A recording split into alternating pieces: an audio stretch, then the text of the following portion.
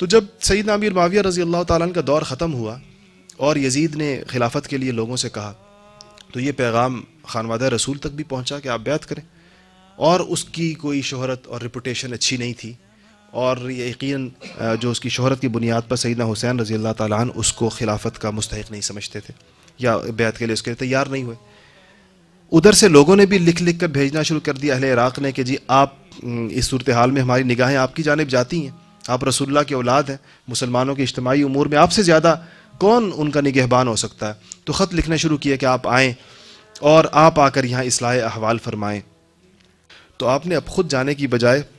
چچا زاد بھائی مسلم ابن عقیل کو بھیجا کہ جاؤ تم دیکھ کرو کیا صورتحال ہے، لوگ جو اتنا بلا رہے ہیں۔ جب مسلم ابن عقیل وہاں پر پہنچے تو لوگوں نے بیعت کرنا شروع کر دی، اور یہ تعداد آنن فانن 10,000 12,000 16,000 18,000 تک جا پہنچی، جو لوگ کہہ رہے ہیں کہ ہم آپ کے ساتھ ہیں۔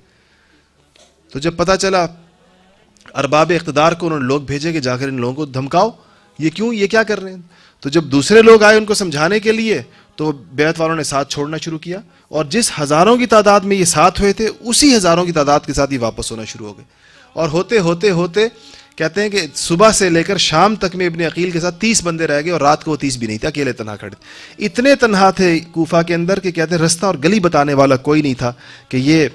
حسین ابن علی رضی اللہ تعالیٰ عنہ کا چچا زاد بھائی اور حضور کے بھی رشتہ دار، کہ یہ اس کو رستہ، جس کو دعوت دے کر بلایا ہے اہل عراق نے، کہ اب یہ بتاؤ کہ اس کو رستہ بتاؤ گلی سے کہاں نکلے گا ہی۔ بہرحال ان کو وہ گرفتار ہوئے اور ان کو شہادت ہوئی، اور انہوں نے اپنی شہادت سے پہلے اس بات میں وہ چونکہ ایک پیغام تو 18,000 لوگوں کی اور ہزاروں لوگوں کے ساتھ ملنے کا پیغام تو حضرت حسین کو جا چکا تھا،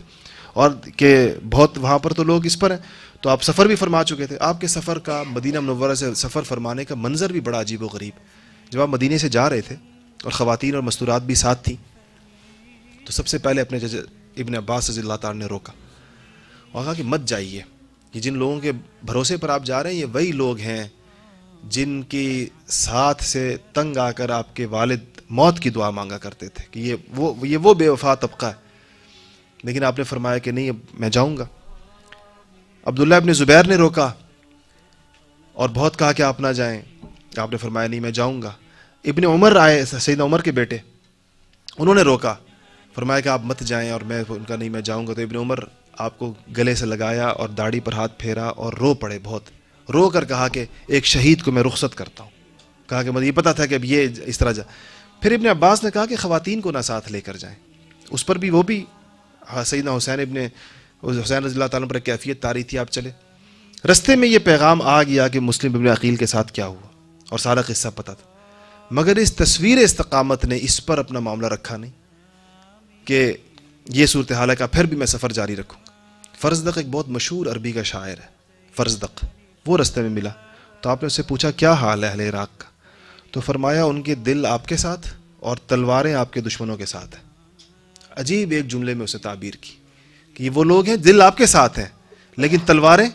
آپ کے دشمنوں کے ساتھ ہیں۔ مطلب یہ کہ وہ آپ کے خلاف، اس سے اندازہ لگائے نہیں، وہ حق پر حسین ہی کو سمجھتے ہیں مگر استقامت نہیں۔ بڑی عجیب بے بسی کی تصویر تھی۔ اس طرف خواتین ہیں اور وہ نہیں چاہتے کہ ان کی بے پردگی ہو، ادھر شیر خوار بچے ہیں اور پھر جوان ہیں سارے کے سارے، اور یہ رسول اللہ کی اولاد ہے ساری کی ساری، اور ایک کے بعد ایک گرا ہے، ایک کے بعد ایک گرتا ہے۔ خیموں کی طرف کوئی بندہ جاتا نظر آتا ہے تو حضرت حسین نے ایک موقع پر یہ جو حر جو دوسرے لشکر سے ادھر آیا نا،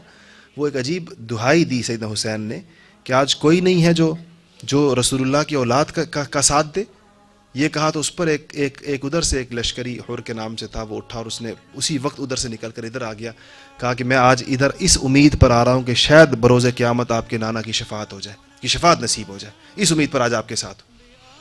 تو جب وہ ادھر آئے، وہ بھی شہید ہوئے، سیدنا حسین بھی شہید ہوئے، علی اکبر بھی شہید ہوئے۔ میں نے اس عرض کیا کہ 6 بھائی ہیں حسین کے، 2 بیٹے، 3 بھتیجے، حسن کے بیٹے، جعفر طیار کے بیٹے، عقیل کے بیٹے، پوتے، یہ سب اس میں شہید ہوئے، جن 20-22 افراد تو خود خانوادہ رسالت کے لوگ ہیں اور باقی دوسرے ساتھی ساتھ تھے۔ تو جب ان کا سر کاٹ دیا اور 2-3 دن تو یہ لاشیں وہیں پڑی رہیں، اس کے بعد ان کے جسد کو دفن کیا گیا اور سر ان کا ابن زیاد کے دربار میں بھیجا گیا۔ تو کہتے ہیں جب ان کا سر دربار میں آیا تو وہ بڑی تکبر کے ساتھ تخت پر بیٹھا ہوا تھا اور چھڑی کے ساتھ آپ کے ہونٹوں کو یوں چھڑی کی نوکیں مار رہا تھا۔ تو مشہور صحابی زید ابن ارقم رضی اللہ تعالیٰ عنہ وہاں کھڑے تھے، تو کہتے ہیں انہوں نے کہا کہ تو رک جا، خدائے واحد لا شریک کی قسم، میں نے ان ہونٹوں پر رسول اللہ صلی اللہ علیہ وسلم کے ہونٹوں کو بوسہ دیتے ہوئے دیکھا ہے، ان ہونٹوں کو میں نے دیکھا ہے، یہ منظر کہ رسول اللہ نے ان ہونٹوں کو بوسہ دیا، اس چھڑی کو ہٹا ان ہونٹوں سے۔ یہ پیغام سیدنا حسین رضی اللہ تعالیٰ عنہ کی قربانی ہر مسلمان سے اس استقامت کا مطالبہ کرتی ہے کہ جس کو تم حق سمجھو، قرآن و سنت کی روشنی میں جس بات کا حق ہونا طے ہو جائے، اس کی حمایت اور اس کے ساتھ کھڑے ہونے کے لیے بڑی سے بڑی قربانی سے دریغ نہیں کرنا چاہیے۔